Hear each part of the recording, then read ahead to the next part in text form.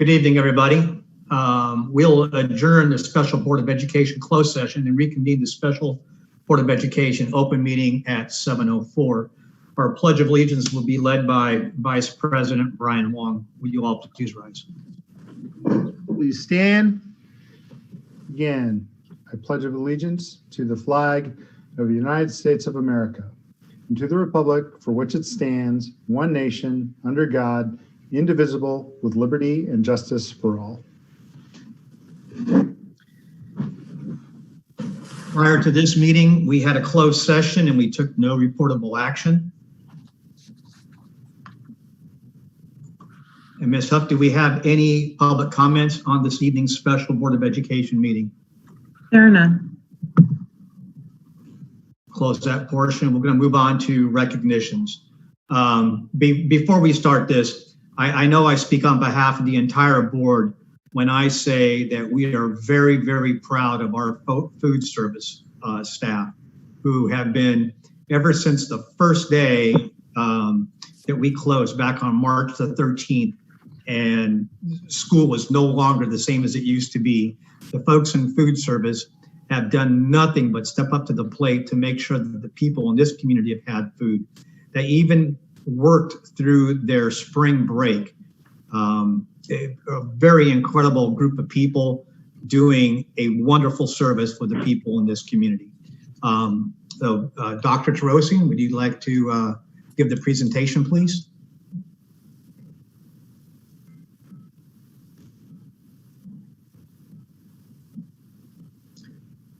I think we're working through a technical difficulty here. Kathy, are you on? I am. I apologize for that. We are working through a technical difficulty. I would like to thank our food service team, and actually in Monrovia Unified, it really does take a village. We are so fortunate to have the kind of team and leadership and commitment that we have in our food services department. And for that, I'd like to just thank them sincerely on behalf of the entire Monrovia community. I would also like to invite our Assistant Superintendent of Business Services, Connie Wu, to say a few words.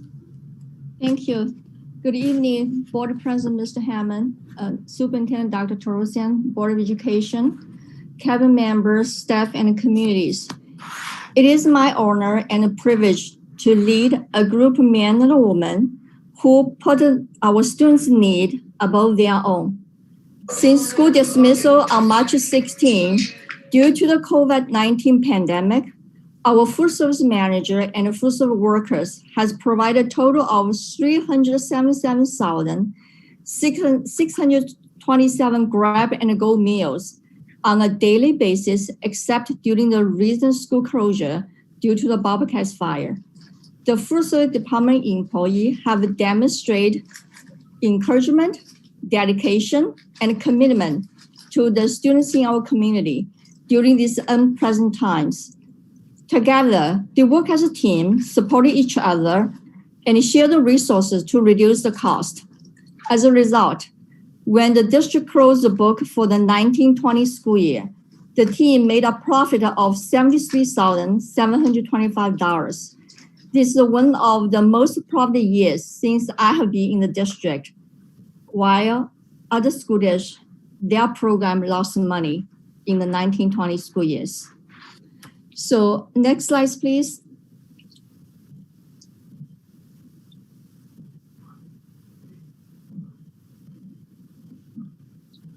I don't have another slide. Okay, Shoshana, do you have my PowerPoint? I do. They are in there. Kathy, refresh your screen.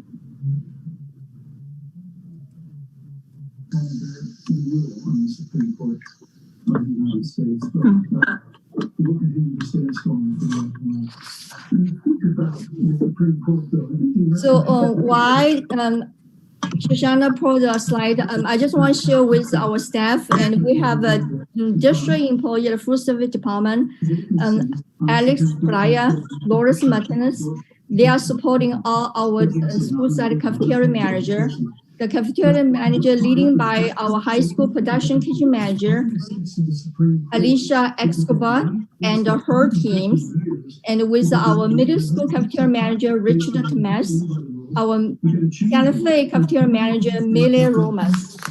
Our elementary school side, Sandy Castro is the Mayflower Elementary School cafeteria manager. Rosa Avera is our White Rose cafeteria manager. Rosava Alvarez is Black Oaks manager, and Monroe Elementary School cafeteria manager is Herman Gross. So I want to share with the board how dedicated our employee is. Alicia Escobar, she joined the local community Facebook, and once a while, she took the picture at the Monrovia High School, which is in my slide, and combined with the high school theme with the food she prepared for the students every day. Because of those pictures and the food and her participation scores. And the other example is one of our elementary school cafeteria manager, Rosa Alvarez. She is the White Rose cafeteria manager. This week, she walked to our one of our local private school. She asked the private school principal whether we can provide the food for their students. Guess what? We have a new customer. And starting Thursday, she's starting to deliver meals. And surprising, the private school principal, she's so appreciative. She left a note saying that, thank you for my cafeteria angel. That is all what our cafeteria manager do. They know that they don't have any financial support from district. They are the CEO of their kitchen. They are the CFO of their kitchen. They make sure that every single kitchen, they have positive any food brands, and their resource is participation. So they work very hard to make sure that every meal count. So I have a slide and have the video to show which their strengths come from. What keep going to serve the meal. And the cafeteria did not close since March 16, except the Bobcats fire closure. Shall we just show the video, whatever you guys can present?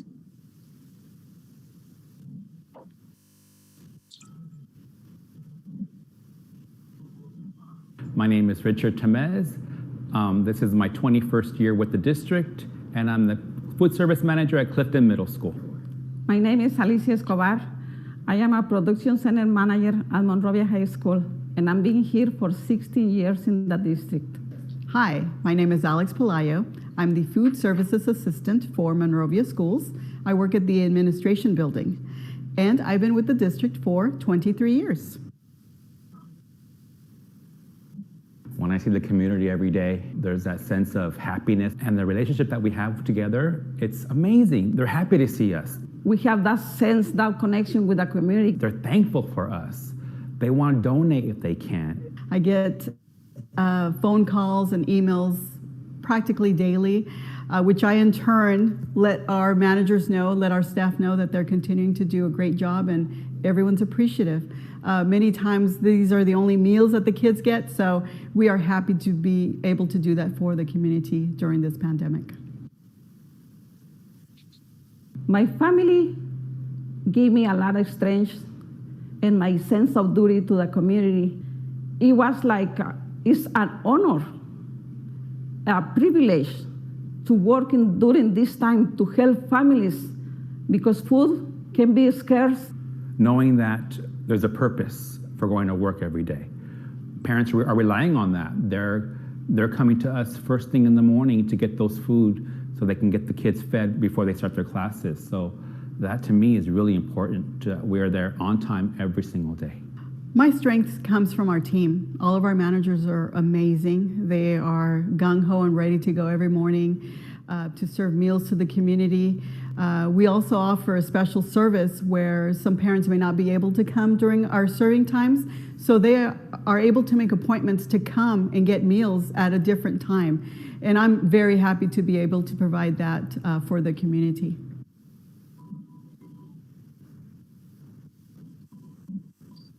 Without my staff, I cannot do anything. They tackle every problem that we have.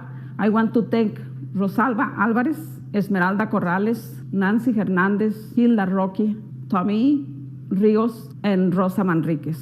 Without them, I cannot be anything. It is a team effort, you know, not just with my staff, but also the principal, the custodians. They're rock stars. They're there to make sure that the kids are fed. I couldn't do without them, so I want to thank them. You know, I have a great team. Diana Lee, Mike Armis, Kathy Shepard, Daisy Murillo. They are phenomenal, and I'm very, very fortunate to have them on my team. In the beginning, it was tough to get meals from our vendor, our distributors, but now we've got everything under control. The sites have all the food that they need to provide to the community's children. Every day we serve meals Monday through Friday, and it is my job and my honor to be able to provide everything that the managers need, from PPE equipment to foods and paper goods needed to prepare these meals and distribute them to our community's children.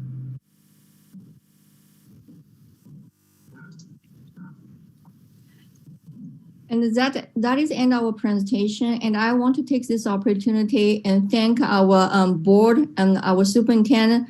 Our success is from the leadership from the top. Without the support we had from the board, the superintendent, cabinet member, we cannot achieve what we have right now. Thank you.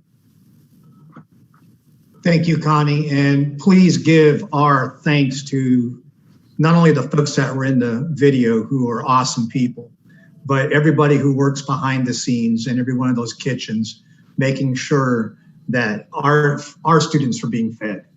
You know, we can do a lot of things in this world, but it's hard to do them when you're hungry, and they solved that problem. So thank you very much. Anybody have any comments? I do, President Hammond, if I could. You and I, Rob, went down to Santa Fe one day, and it was right before we were going to close down for 2 days for the Bobcat fire. And the staff there at Santa Fe just were hustling. I couldn't believe the assembly line that they had going, and the line of families waiting for the meals, and they were giving them, you know, a couple days worth of meals per student. And it was just so well run. And, you know, I didn't want to get in the way, but I was beaming with pride, because they are so dedicated, and the entire food services staff. And Alicia, I've been seeing your pictures on Facebook, and I love the pictures. You're doing a fantastic job with that. It's just a reminder of how beautiful our campus is, and you know, we want to get back to normalcy eventually. But I really appreciate what you're all doing. So thank you so much. I wanted to say, if I could, I get emotional when we hear about, or when we talk about, the food service department, because you can feel that love and dedication that everyone in the food service department has for all of our students. You just feel it. I'm overwhelmed with it. And I just, I drive by most of the campuses in the mornings and or in the afternoon, and I drive by and honk and wave, and they're always there, and they're always positive. And it's just, I just can't say enough. I'm so glad that we're recognizing them now, because they are all just such an amazing force. So thank you all so much. I just wanted to say, you know, I think many of us take for granted what that meal means during the day. But for these kids and these families, it's a huge issue. And we are so lucky to have the staff that just is out there. I mean, they're out there with their love, and it's critical, especially in days like this. Very proud to be part of Monrovia.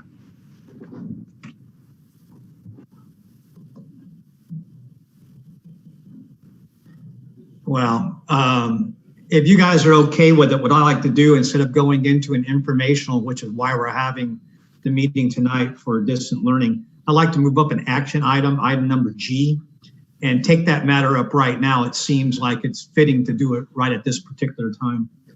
And that is the resolution proclaiming October 12th through 16 as National School Lunch Week. And Dr. Tarosian, would you give the report, please? I seem to be catching Kathy off guard tonight. Nope, I'm here. Okay. Thank you, President Hammond. I got promoted there.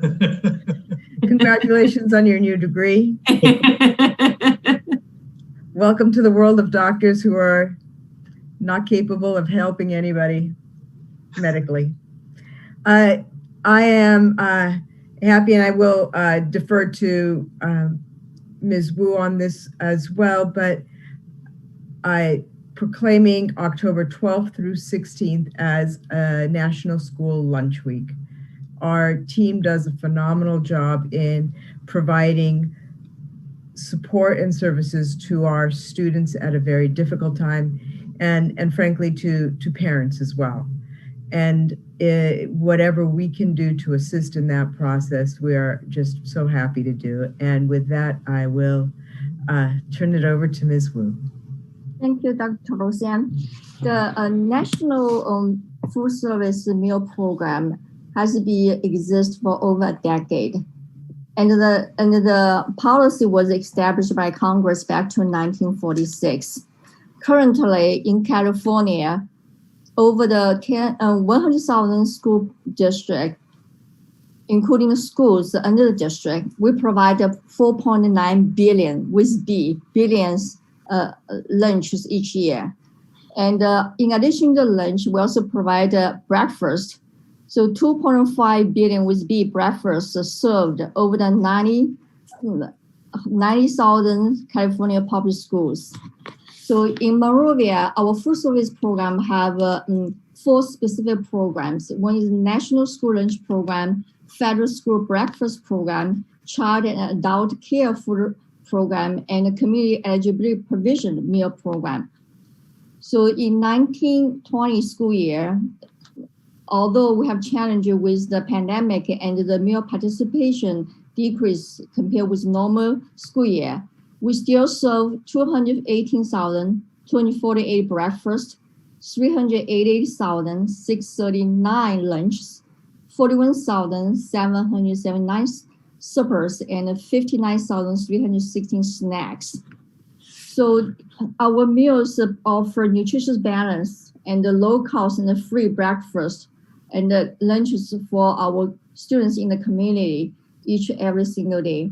And right now, because of COVID-19, we basically provide grab-and-go meal to all the students in the communities. So hopefully that every student, every child in our community, if you need, please go to the close campus in the city of Monrovia, grab the meal. You are welcome to pick up every single day. Thank you. Any questions of Connie? Ms. Huff, will you please call the roll? Board Member Gilliland? Yes. Board Member Lockerbie? Yes. Board Member Travanti? Yes. Board Member Wong? Yes. Board President Hammond? Yes. Motion carries 5-0. Thank you. Viewers at home, you're seeing shapes on your screen. That is not your computer, it is ours. So don't try to adjust it. That's one of the technical glitches we're having this evening. We're going to keep going with the meeting, and if it works out, great. If not, it'll be there for posterity. We have up next. We have an informational distant learning update from Dr. Tarosian. Thank you, President Hammond, members of the board. Ms. Huff, if you want to try this again, I can try sharing my screen, but it looks like that box is gone. So let's try this. Just some very quick updates about a variety of things. First, our interns from local universities, graduate students receiving and working on their degrees in counseling are meeting regularly with our team to collaborate, to receive guidance. And it is, to quote Dr. Real, our Director of Counseling, College and Career, it is inspiring to work with these group of soon-to-be professionals joining our ranks and to provide service to our students, even in a distance. Next slide, please. You know, we speak a lot about access and equity and what is it that we're actually doing in order to provide it. And two things. The first is to increase the number of Chromebooks, and we applied for a grant and received in a partnership with Frontier Communications and California Education Technology Fund, 250 Chromebooks that would be given to our families, 250 of our families of secondary students. There were some requirements that and parameters in place, but it is gratifying to know that we're able to actually give these as opposed to simply loan them.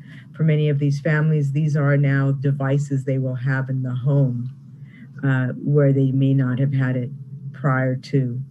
The distribution began this week, and we'll be providing a couple of parent workshops.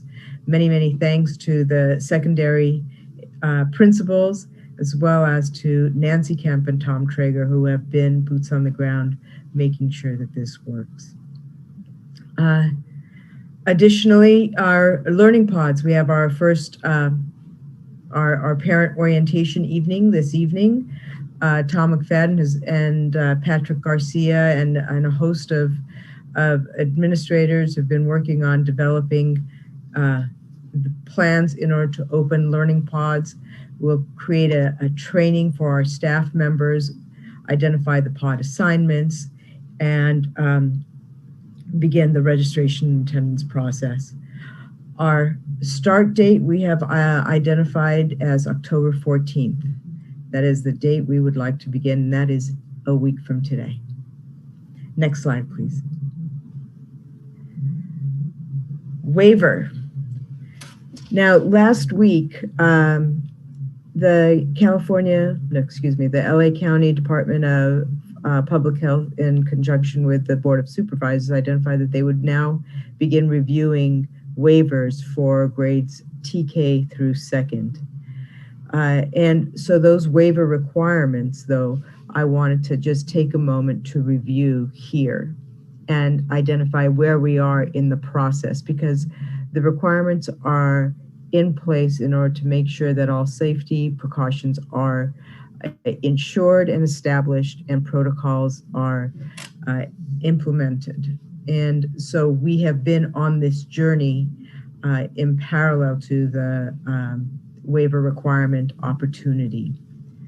COVID exposure plan management plans need to be established for every school. Last week, you were presented with the COVID exposure management plan for the district by Dr. Jackson and Ms. Quisse, our district nurse. We need to establish a COVID-19 compliance team at every school that will ensure that everything is implemented. We need letters of support from our labor unions. We would need letters of support from parent organizations at every school. And let me make sure to clarify, waivers are submitted by each school, not by the district. So that is why it's very school specific. Sufficient and appropriate PPE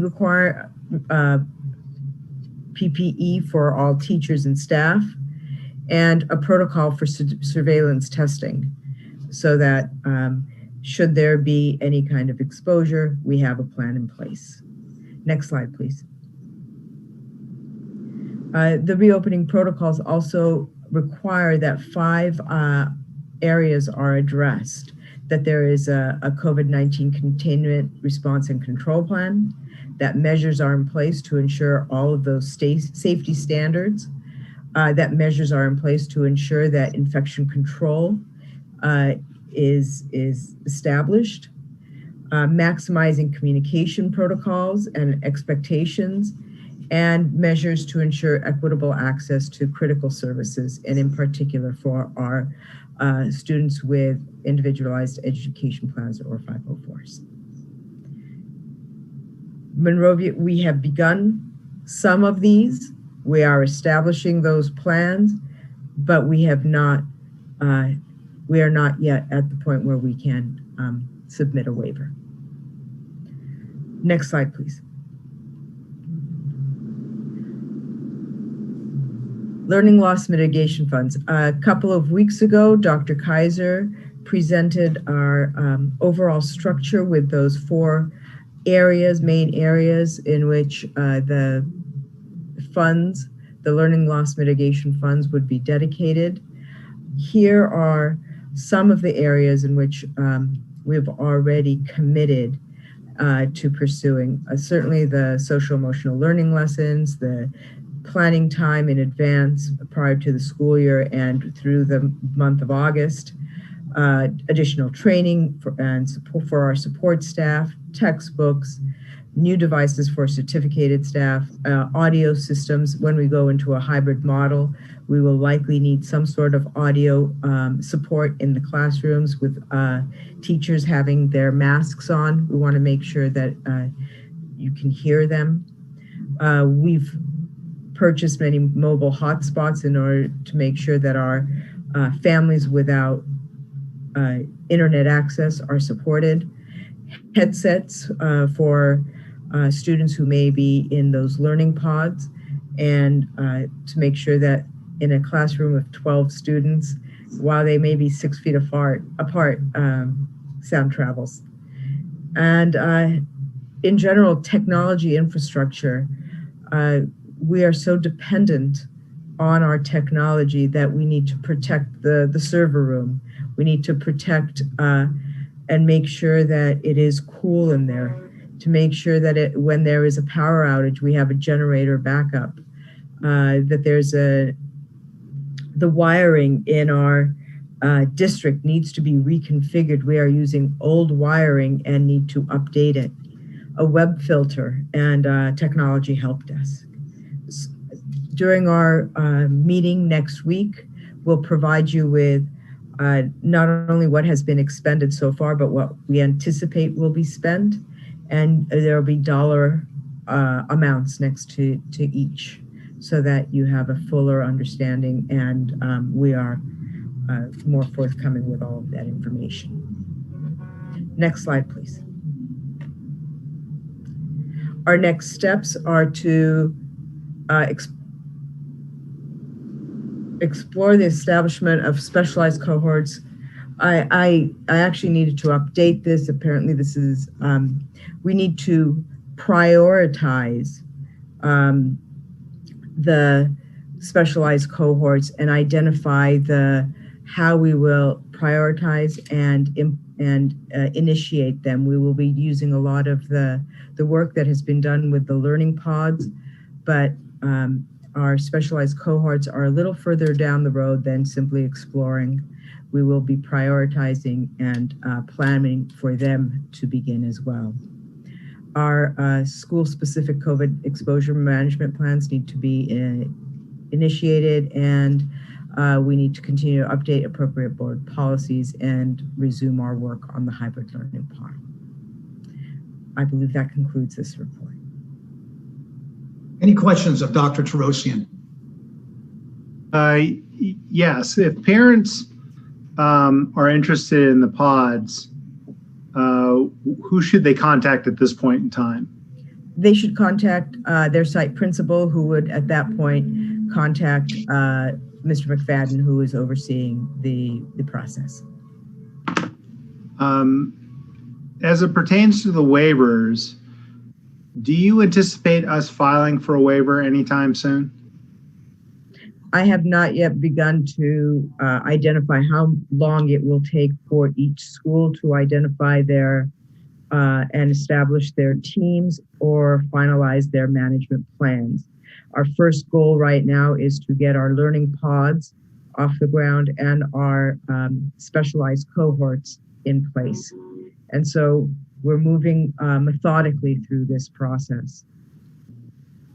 Thank you. Maritza. Dr. Terosian, if you can confirm this, I had read regarding when LA County came out with this new guidance for the reopening of TK through second grade. It sounded great, and I think people in the public jumped for joy at hearing those words. But there are a lot of caveats, and one of the things that I read was that the LA County Department of Health only has the capacity of approving 30 schools per week.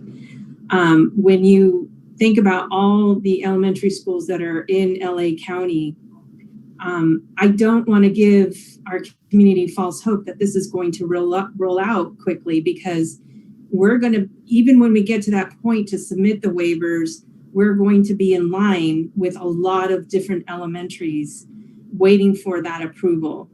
So I just wanted to point that out, and that also some priority is going to be given for approval for waivers for those schools with the highest low income.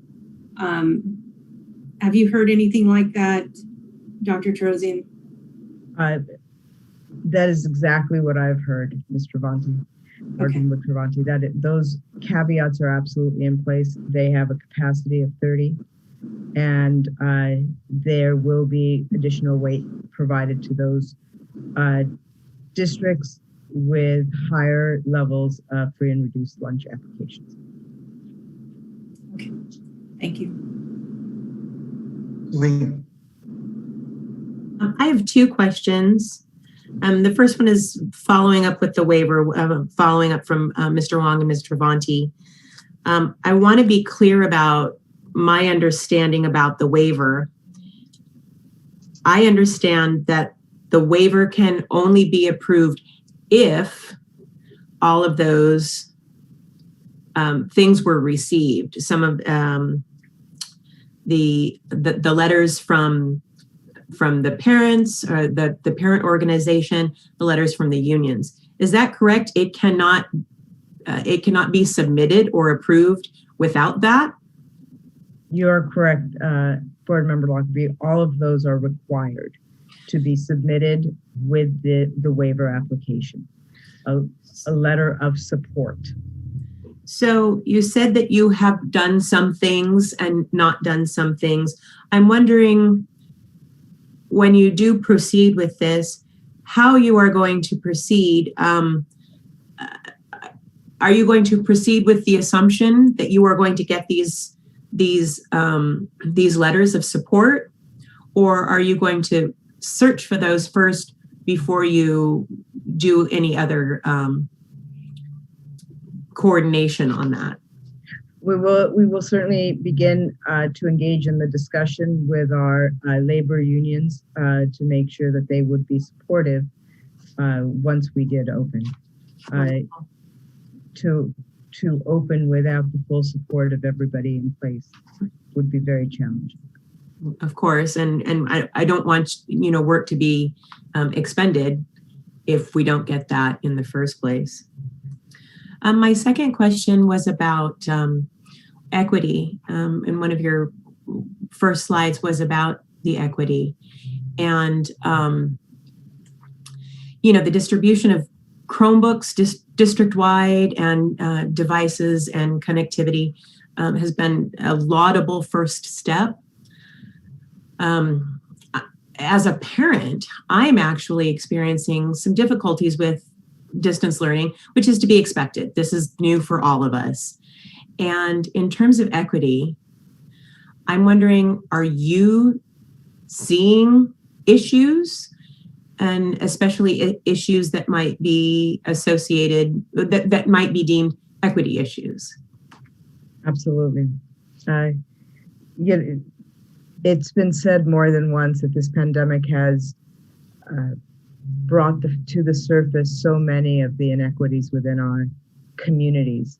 And locally in Monrovia, that's absolutely what we're seeing. we're beginning the learning pods with those who responded to surveys. So many of our families, I wonder, did they not respond because they didn't have access to a device at home? They didn't have time. I mean, there are equity issues here, and we will need to keep addressing and every impediment individually, and identifying them first is really the important step. So I think the question about learning pods, who do we talk to if we would like to participate, that has to be with the school principal. And we expect that more than those who identified initially will be requesting those learning pods, which was why we put those priorities in place from the beginning. We know that we need to serve our students, and our families come with varying resources, and identifying just what those resources and needs are. It's really the big question. We have families who work throughout the day and won't be able to make it to office hours by teachers. And how are we going to help support them so that they too would be relieved of some of the burden and anxiety associated with not being able to help their child figure out what's for homework or how to do an assignment. We're working through those issues and are becoming keenly aware of the disparities. Thank you for your dedication to that, and for the work that you do for that, because that's important, and it's so wonderful to know that you and your team are of course seeing that and focusing on that, and have some focus, and I appreciate it. Those were my 2 questions. Anyone else? Okay, just a comment. Kathy, on behalf of the board and the community, I want to give you thanks. I want to give you and your staff thanks. For anybody to think that we went from having a meeting on the 2nd and 4th Wednesdays of the month, we have meetings every single week, because so much information's changing, and it changes so quick that we would have a meeting and then the information would have changed by the time we hit a next meeting. So the board decided that we, in order to keep the community apprised of what is happening, that we would go to weekly meetings. They're very difficult to put together.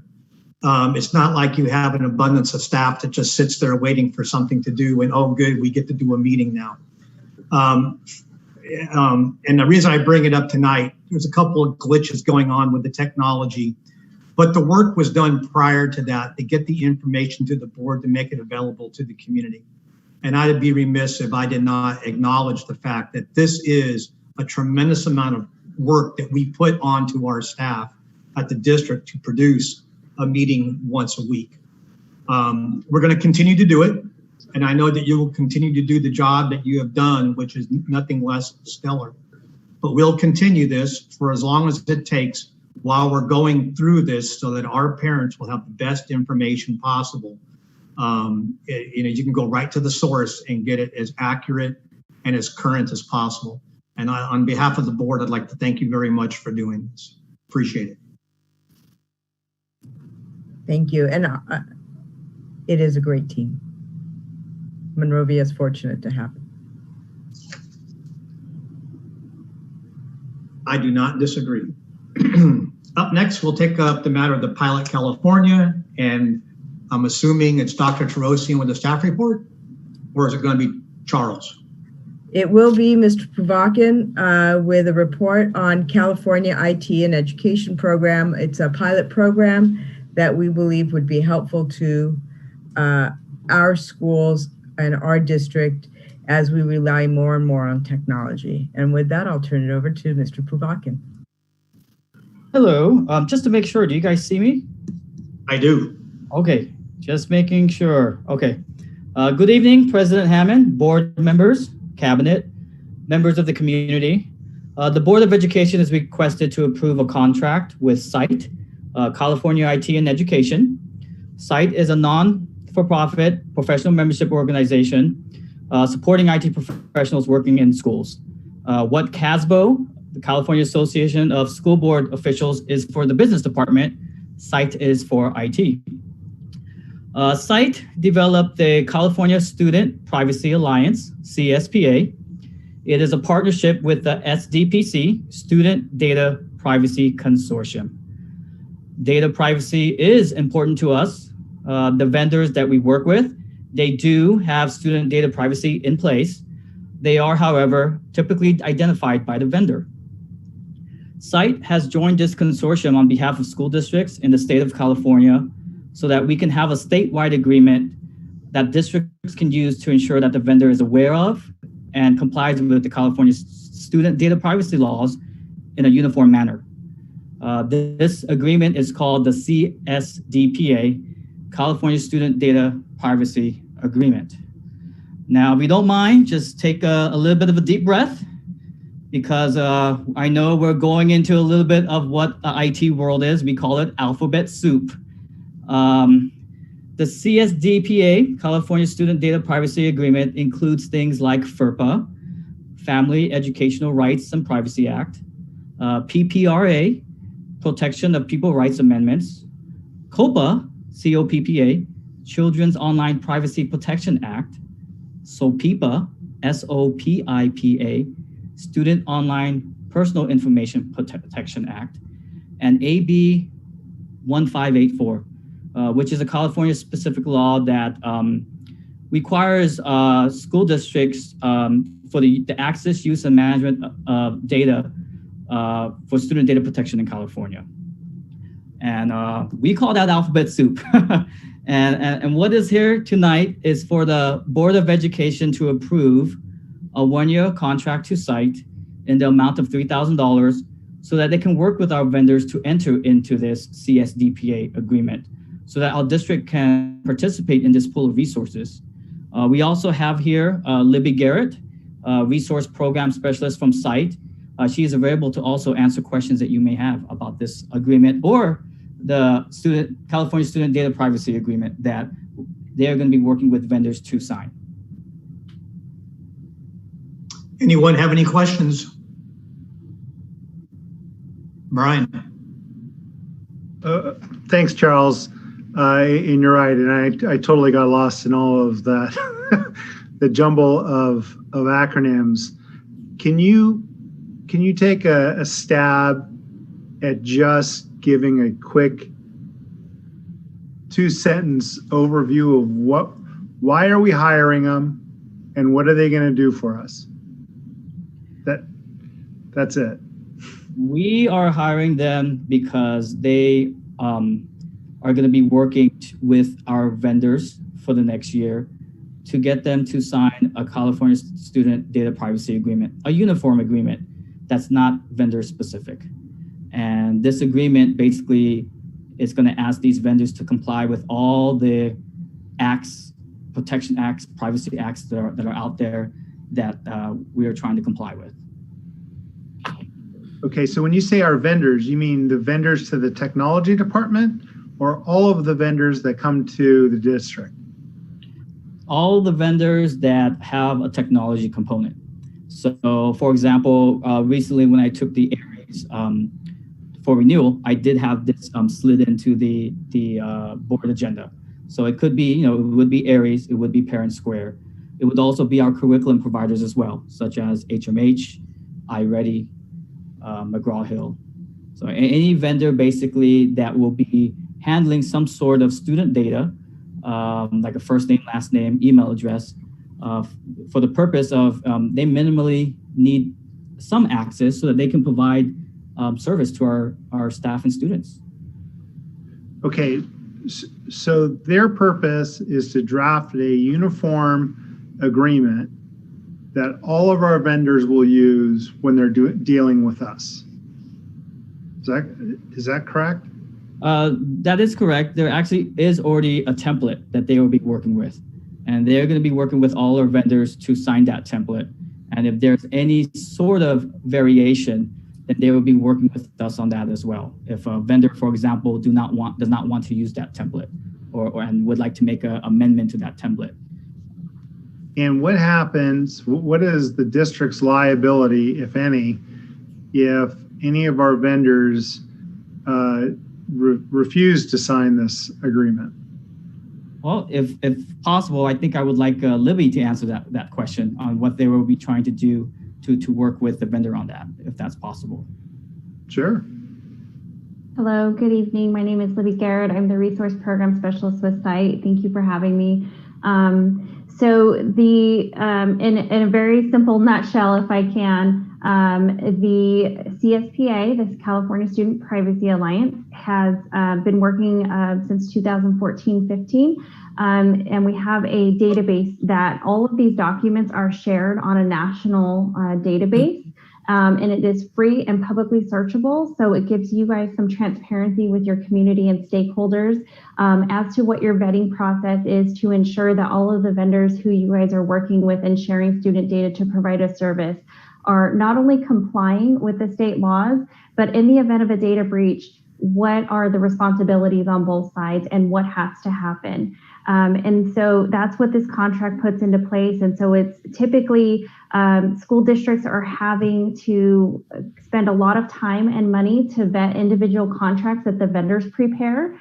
Sometimes missing components that the districts need to protect them. And other times it's fine and the contracts are great, but you're still spending a lot of time and money and legal fees typically to evaluate all of these different contracts with all of these different vendors. And so we're trying to simplify that process with districts and with vendors. And so just to clarify, the work that we do in our nonprofit is for the district. So we are an advocate of California school districts. The agreement that is now going to be in place, we are moving towards a national model. And so there's 30 states that have alliances similar to ours under the Student Data Privacy Consortium. And so all of those states will now move over to using this national contract, which makes it even more simplistic for the vendors and school districts across the nation to enter into. So I'm not sure if that helps to answer kind of what we're talking about here. The other thing is too, I wanted to mention, I'm sorry, we take up the legal costs if we have to negotiate a contract with a vendor. So like Charles said, if a vendor says, hey, we need to tweak this or tweak this because we operate differently, SITE has taken up the cost, the legal expense, if the vendor is willing to negotiate that at a state level. We take up the cost of those legal fees on behalf of California School District. Okay, thank you. That helps. Maritza. So I think you touched on this. There's an actual compliance feature as part of this contract. So you're going to ensure that all of our vendors are in compliance, whatever regulations, and adhering to all the alphabet acronyms that Charles spoke to earlier. As part of the agenda and the attachment, it does talk about different levels or a tiered level of the contract. So what are we seeking? And Charles, maybe you can answer this because there's a basic, advanced, premium. What are we looking at here? Oh, we are looking at their full service. The one, and it's being priced by school district size, and that service basically includes everything, if I'm not mistaken. And the premium. The premium. Okay. All right. All right. That I just wanted clarity. Thank you. Charles, as we talked about that earlier, you mentioned a piggyback provision whereby, if Arcadia enters into an agreement with McGraw-Hill or some other vendor and in this realm, that we could piggyback that and not have to negotiate a new agreement with McGraw-Hill on the Student Privacy Act. Could you explain a little bit how that worked? Yes. So their agreement has a piggyback clause, meaning that if that vendor has signed an agreement with another school district in California already, we can piggyback off of it and just sign it and send it to that vendor, and it applies to us without having to negotiate additional terms. But when we're piggybacking off that agreement, we're piggybacking off their expiration. So a lot of times there are school districts, they sign it for 3 years. So let's say, for example, a school district signed it last year and we're going for a contract for a 1-year contract. We can theoretically just piggyback off of them. And then basically their student privacy agreement with that school district is the same as their agreement with us. And so basically this contract would be for site to work with all of our existing vendors to make sure we have this agreement in place with them. And then going forward, as if we get a new vendor that's already signed with someone else, we can just piggyback it. Is that correct? Yes. Okay. Yeah. We can do that as well. Any other further questions? Oh, Celine. Thank you. You know, when vendor contracts come to us, the board, the contract is attached. And I read those contracts and I specifically look for privacy issues because that's a concern of mine. I always look for that, and I always look for that alphabet soup. I always look for FERPA and dig for that. So every contract that we have with the vendor, I've looked for that. I've looked for the data privacy issues. So is it that we are currently vulnerable because some string of letters is missing, or some acronym is missing, or is what we're looking for the conformity and having an across the board statewide conformity to the the data privacy laws and within the contract? I'll tell you what I'm looking at, and if Libby can expand, that would be great. I like the conformity because within each vendor, some of the stuff that they put in there is a little bit different. For example, should there be a data breach, one vendor may say they're going to notify you within a week. Some vendors may not even tell you when they're going to notify you.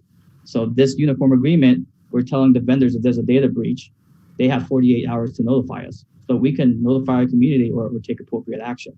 So, you know, I do like the uniformity. There are some vendor contracts. They may not specifically say they are, for example, FERPA compliant, but their wording says that they're FERPA compliant. Their wording. For me, I'd like to see them actually say FERPA compliant. And then if you ask them, can you add FERPA compliant? They may say, well, we don't want to do that. And then now it's like, well, essentially the same thing. Now you're going to have to consult legal team and go back and forth. And that takes time. When I knowing full well that if it's one of the big software vendors, I can just say, look, you've already signed this CSDPA with Irvine Unified School District, for example, then I'm just going to piggyback off of this and it's done with. So there's a convenience factor as well.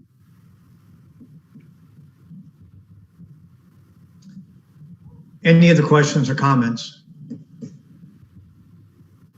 Entertain a motion. So moved. Second. We have a motion and a second. Is there any more discussion? Ms. Hupp, will you please call the roll? Board Member Lockerbie? Yes. Board Member Travanti? Yes. Board Member Wong? Yes. Board Member Gilliland? Yes. Board President Hammond? Yes. Motion carries 5-0. Up next, we have approval for a learning pod fee structure. Dr. Terosian. Thank you, President Hammond, members of the board. While now we have learning pods and the board has approved learning pods, a fee structure is important for us because all of our funding doesn't necessarily cover all of our expenses, and we'd like to be able to do that. On the next slide, I believe the fee structure, the proposed fee structure is listed. Ms. Huff, next slide, please. No. No. No. Okay. All right. So with the fee structure, what we are proposing for all students is fees at $60 per week. But of course, with our homeless and foster youth, for there to not be a fee at all. And then a sliding structure, a sliding amount for our students, so that our reduced lunch students pay $50 a week, for our free lunch, $40 a week, and siblings, $20 a week in order to make it affordable. This is trying to use all of our resources and still making it affordable to families. In comparing it to surrounding districts and nearby areas, it certainly approximates, it's a little bit less than most. But what we want to do is make sure that it's as affordable as possible, though we never want to turn anybody away. The amount of time and the need is why we are creating it and proposing it to the board. Any questions of Dr. Tarosian?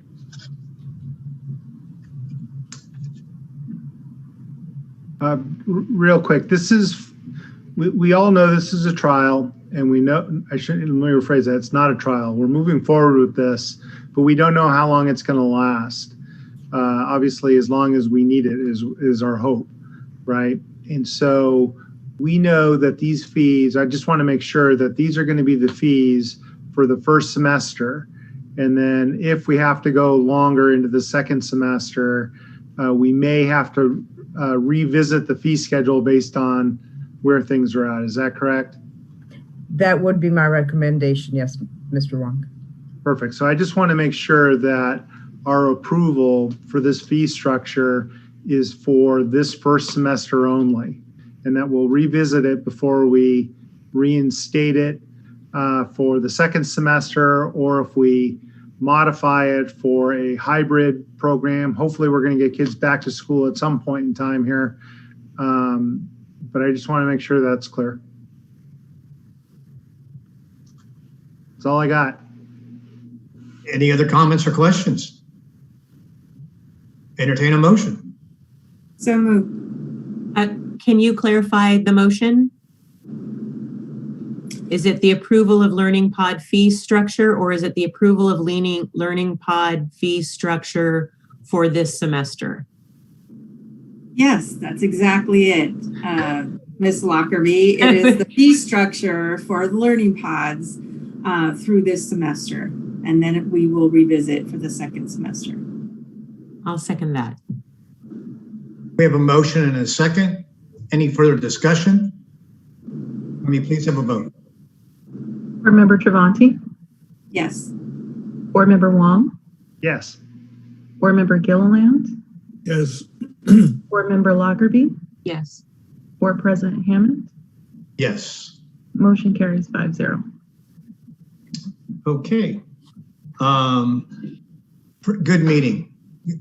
Good stuff. Thank you for recognizing all the hard work that Food Services has done, Kathy, and please give our thanks to them. We will be at our regularly scheduled board meeting next Wednesday. Hope you all have a great week, and if there's no further business before this body, we will stand adjourned at 8:03. Good night, everybody. Good night. Good night. Good night.